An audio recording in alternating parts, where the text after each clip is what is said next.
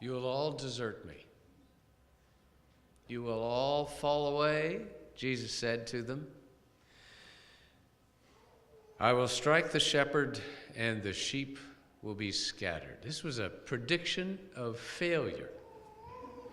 And none of us likes to hear those kinds of words directed at us, do we?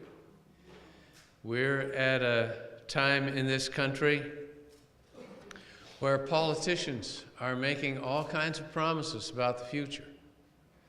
No hint of their failure. It's everybody else's problem, but not theirs. You could quote it from both parties and every single candidate, couldn't you? The assertions of self-sufficiency. We can take care of ourselves. Those of you who have little children or have vivid memories of little children remember how early in life we human beings do this to ourselves. Most recently for us, it was the grandpa and grandma phrases. Look, Grandpa, what I can do. I can do it myself. Don't help me.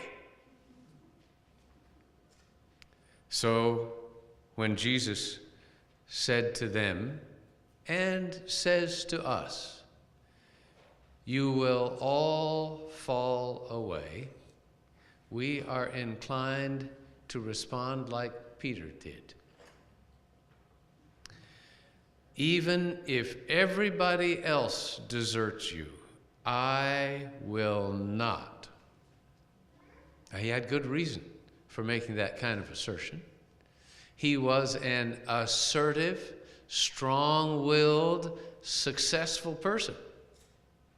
He had proved himself over and over in his life that he was very capable of doing what he set out to accomplish.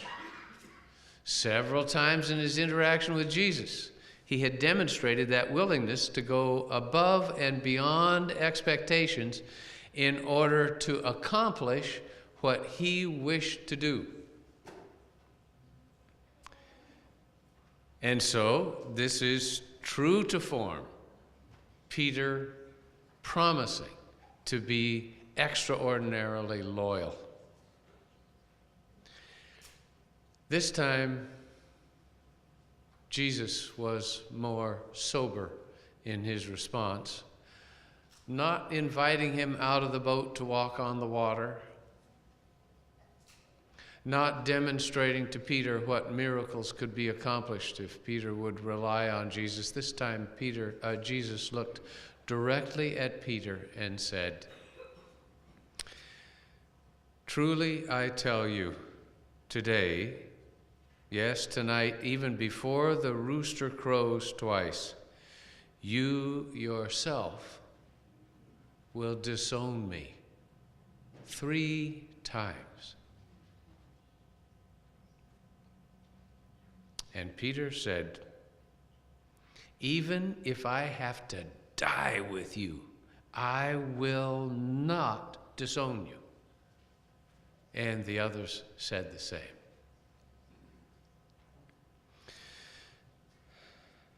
We want to prove ourselves capable, to earn God's respect for us, to demonstrate how self-disciplined we are, and we will do it at all costs. And so Peter set out to do that very thing. I am anxious to hear some personal stories from him about the next several hours of his life. But since I can't hear it from him, I just have to read what little bit the Gospels tell us and do some filling in the blanks, if you will, some assumptions, some guesses about what might have taken place for Peter. I can imagine that he took this as a challenge. He's a competitive guy. Huh? If he were an athlete in our world, he's the kind of person you'd want to make sure he was in the game in the last 2 minutes. This is the guy you want to take the last shot.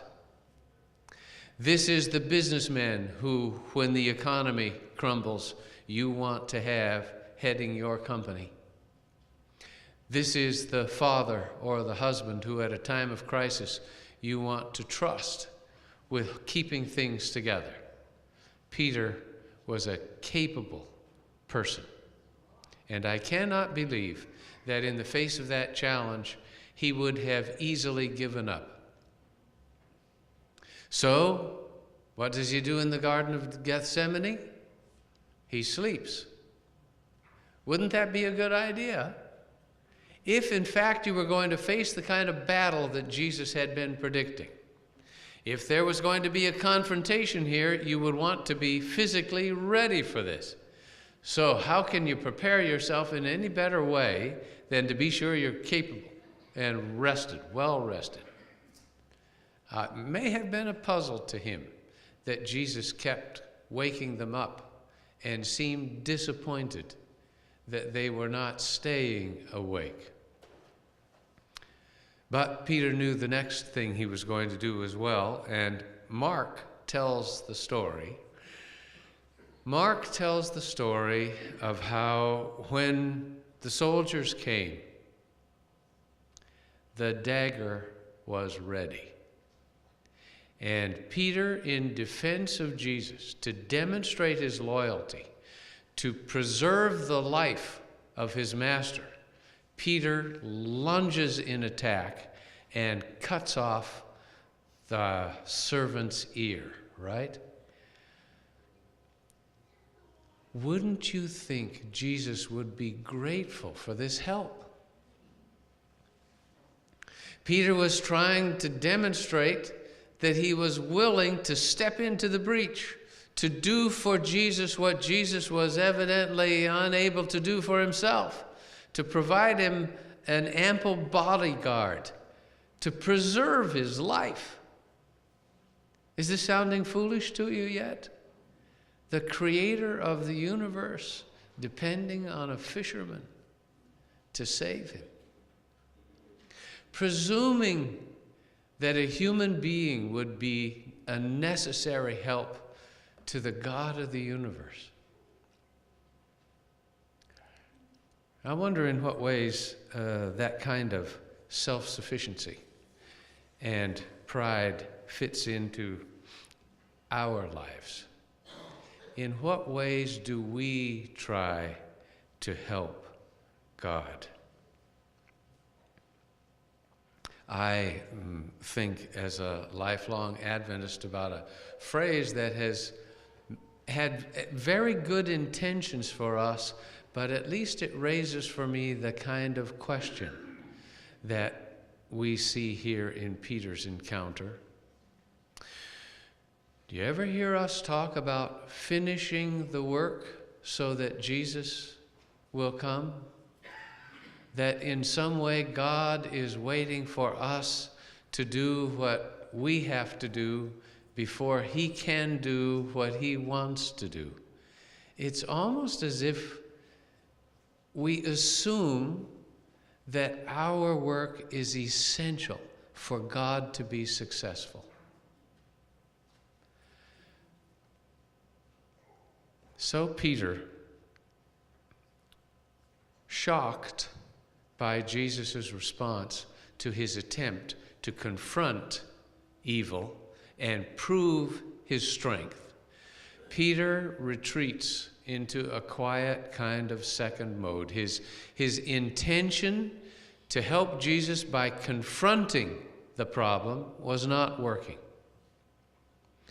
So he goes into his second strategy, a strategy of deception and infiltration. He finds a way, following the crowd, finds a way into the courtyard where the trials are going to take place. He and the Apostle John are apparently the only ones who stayed with Jesus for that long. The other disciples had already done what Jesus predicted they would do. They scattered like frightened sheep. But Peter was going to prove himself loyal, and so stayed nearby and sneaked into the gate of the courtyard and was sitting around the fires. Peter was determined to help Jesus one way or the other, and if an act of strength was not going to do it, then an act of subterfuge may work. He tried to hide his identity, but being a country boy from Galilee began to give him away. Have you ever been in any place where you wish you could sort of cover over your background, hide your identity? I remember one time years ago when that was true for me. I was on my way as a student, on my way to a year of study at our Adventist school in France. And the plane gave us a layover period of time in London. So I went downtown. These were years when Americans were not highly esteemed in Europe. And it quickly became clear to me that I wish it was not obvious that I was from the U.S. So I decided to try to camouflage myself. I put on a bit of an accent, you know, and talked a bit like a British person. I carried an umbrella with a crook hanging over my arm. I got off of the bus at a stop, and while we were waiting for the next connection, fell into conversation with a fellow who, after visiting for a while, asked me what part of England I was from. I was elated. It was working. They didn't know who I was. We got onto the bus. I got off at the next stop, still thrilled that this deception was working for me. Got off and started to walk down the street, and a man came up from behind me, tapped me on the shoulder, and said, "What part of the States are you from?" And I was demoralized and said, "How did you know?" He said, "Oh, I can tell by the way you walk." Too much of a hurry. Our identity just jumps out at people. And in a variety of ways, in different sequences, the Gospels tell us that happens to Peter. His facade begins to crumble, and they discover who he is. And time after time after time, in order to carry out faithfully his strategy of helping Jesus, he denies what they are pushing him toward. Aren't you a member of this group of Jesus? Absolutely not. Don't I remember seeing you somewhere before? Couldn't be possible. Weren't you one who was following this person? In fact, aren't you the person who cut off my cousin's ear tonight? And Peter, finally overwhelmed, denies being a follower of Jesus 3 times, but all 3 times he did it with perfectly good intent. He wanted to stay close to Jesus, and since being bold about that displeased Jesus himself, he figured the best thing he could do was to lie his way into loyalty and wanted to protect Jesus by being there. But the 3rd time, he failed, just as Jesus had predicted he would, and he heard the rooster crow. Can you imagine?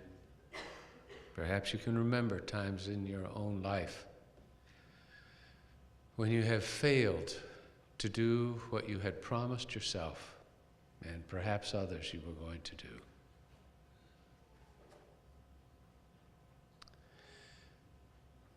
Shattered, Peter stumbles out of that courtyard. The look of Jesus still piercing his heart. Realizing that this thing he had promised Jesus he would do, he could not accomplish. So as a failure, he stumbles through the streets of Jerusalem that early morning. And I can imagine in his desperation and despair, slapping his arms on his side, sobbing to himself. And I wonder if ever his hand touched again the dagger he had used in the Garden of Gethsemane. How might he have felt about himself at that time? Unable to live up to his own intentions, humiliated in front of his peers, knowing now that his position as a strong and assertive and self-confident leader was no longer possible for him. Called out as a bravado man who made promises he couldn't keep. How must he have felt about himself? I wonder if he might have had some thoughts about whether he would be able to face his friends again.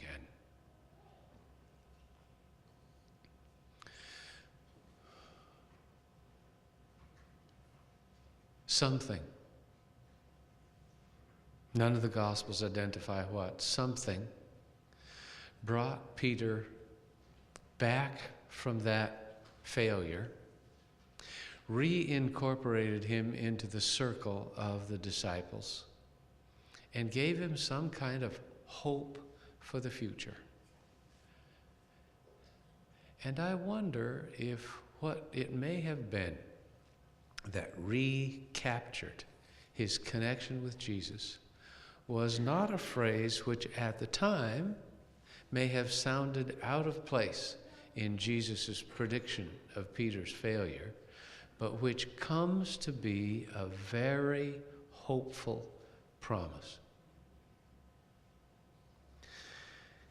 You will all fall away, Jesus told them, for it is written, I will strike the shepherd, and the sheep will be scattered.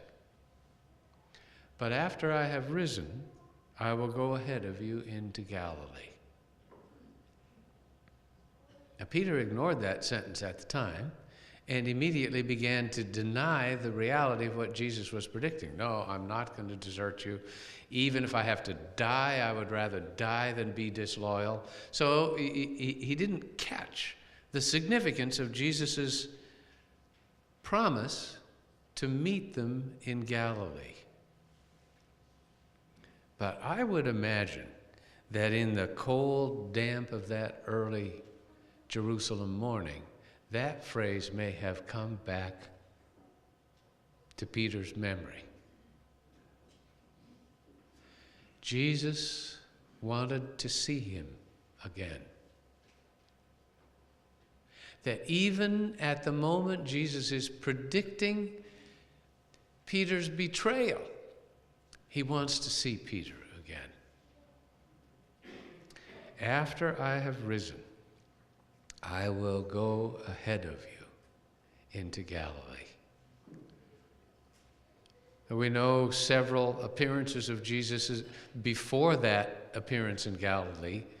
While the disciples were still in Jerusalem, Peter must have been in the upper room when Jesus came and was with them early that Sunday morning. In fact, even before that appearance in the upper room, two disciples, you remember, at the report of the women, run out to the tomb to meet whatever it was that had happened to Jesus. And the assumption by most who read that story is that Peter was one of those two. So there were some encounters earlier.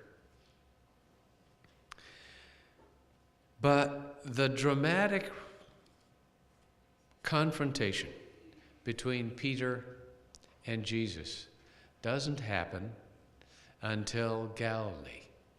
And it is only John who tells this story. In the Gospel of John, chapter 21, we find a very interesting and, in some ways, pretty painful way of Jesus restoring Peter to the circle of Jesus' loyal friends. Like we studied in the Sabbath school lesson this morning, here's another time when Jesus performs a miracle on the Sea of Galilee for these fishermen, reinforces his ability to take care of them in a tangible and human way. John starts out in verse 1 of chapter 21 by saying that afterward, Jesus appeared again to his disciples by the Sea of Galilee. It happened this way. Simon Peter, Thomas, Nathanael, the sons of Zebedee, and 2 other disciples were together. I'm going out to fish, Peter told them. He's back in his assertive mode. He's the initiator. I'm going out to fish. And they said, okay, we'll go with you. So they went out and got into the boat, but that night they caught nothing. Early in the morning, Jesus stood on the shore, but the disciples didn't realize it was Jesus. He called out to them, friends, haven't you any fish? No, they answered. He said, throw your net on the right side of the boat, and you'll find some. Isn't that a foolish idea? As if the fish knew which side of the boat they were swimming on. When they did it, they were unable to haul the net in because of the large number of fish. Then the disciples whom Jesus loved said to Peter, it is the Lord. As soon as Simon Peter heard him say it's the Lord, he wrapped his outer garment around him and jumped into the water. The other disciples followed in the boat, towing the net full of fish, for they were not far from the shore. When they landed, they saw a fire of burning coals there with fish already on it and some bread.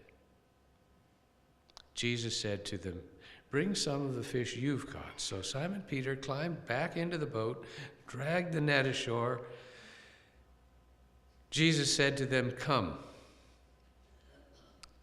and have breakfast.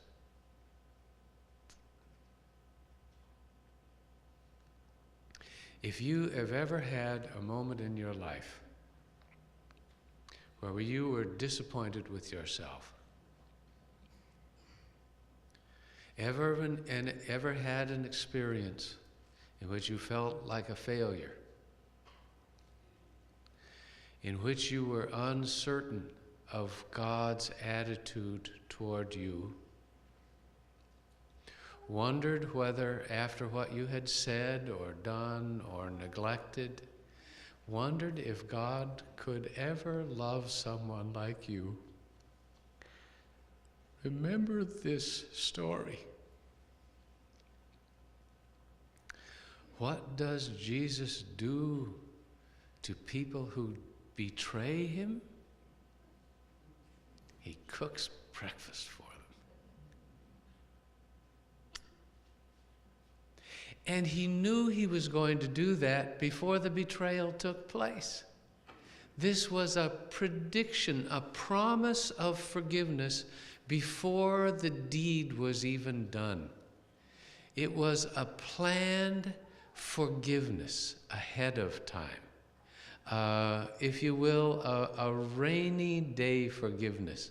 Forgiveness set aside for your moment and mine of personal failure. Do you remember Paul's statement in Romans chapter 5? While we were still sinners, Christ died for us. It wasn't when we were smiling and sitting stately and saintly in church. It was at the moment of our angry outburst or misuse or abuse of our authority or demeaning someone else, or hating ourselves. Those are the moments. It is when we least like ourselves that Jesus reaches out to us and forgives us.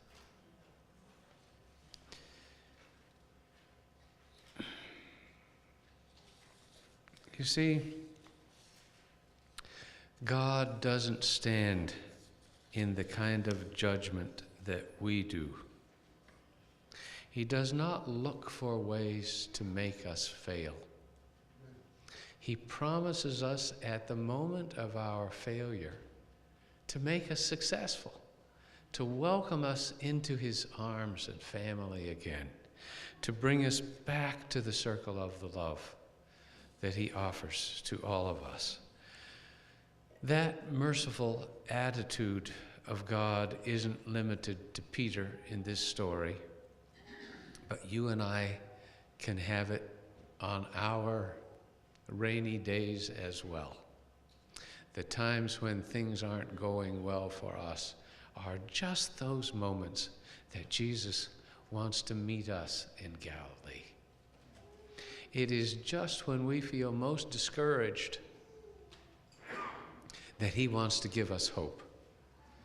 It is just when we are least capable of being what we wish to be that God wants to surround us in his love and acceptance and re-establish us into the circle of his life.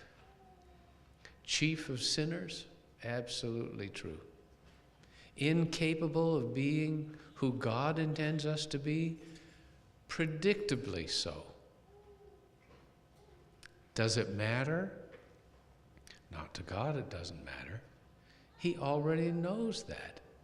He predicts that we will be failures and knew that from the beginning of the fall of human beings and planned ahead for you and me